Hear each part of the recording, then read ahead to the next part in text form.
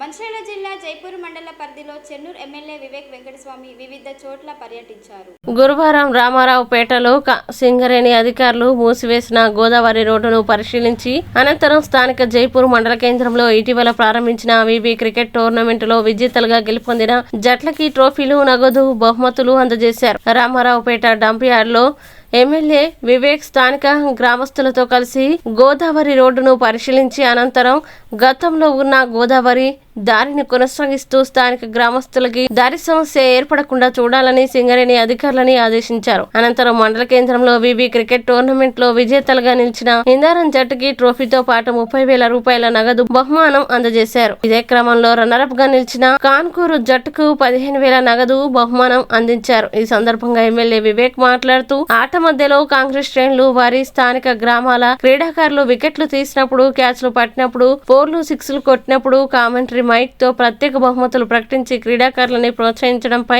ఆనందం వ్యక్తం చేశారు. యువత కొట్లాటలకు, మత్తు పదార్థాలకి అలవాటు పడకుండా తగిన చర్యలు తీసుకోవాలని పోలీస్ అధికారులని ఆదేశించారు. గ్రామాల్లో యువతకి క్రీడలపై ఆసక్తి కలిగించేలా వివిధ క్రీడలకి సంబంధించిన టోర్నమెంట్లని నిర్వహించాలని కాంగ్రెస్ నాయకులకి సూచించారు. చివరి మ్యాచ్ లో ఉత్కంఠభరితంగా ఆడిన ఇరు జట్లని అభినందించారు. ఈ కార్యక్రమంలో కాంగ్రెస్ నాయకులు, పోలీస్ అధికారులు తదితరులు పాల్గొన్నారు.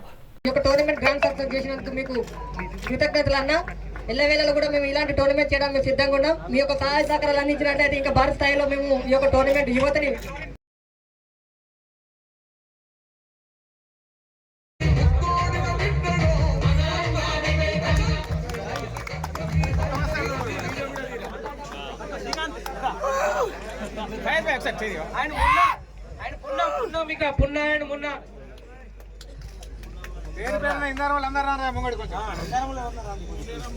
వేద మల్లేష్ అండ్ ప్రసాద్ అంతా టోటల్ టీం రావాలి.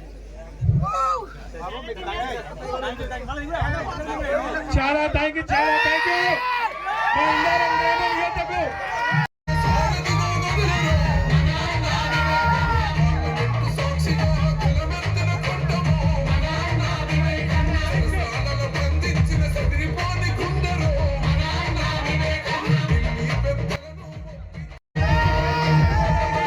అన్ని గ్రామాలలో తీసుకువెళ్ళాలని చెప్పి అప్పుడు నేను 2 టోర్నమెంట్స్ ఈ రాష్ట్రంలో రాష్ట్ర వ్యాప్తంగా 2 రూరల్ క్రికెట్ టోర్నమెంట్స్, ఒకటేమో వెంకటస్వామి కప్పు పెట్టడం జరిగింది, ఒకసారేమో వెలుగు కప్పు, ఇది టిపిఎల్, అది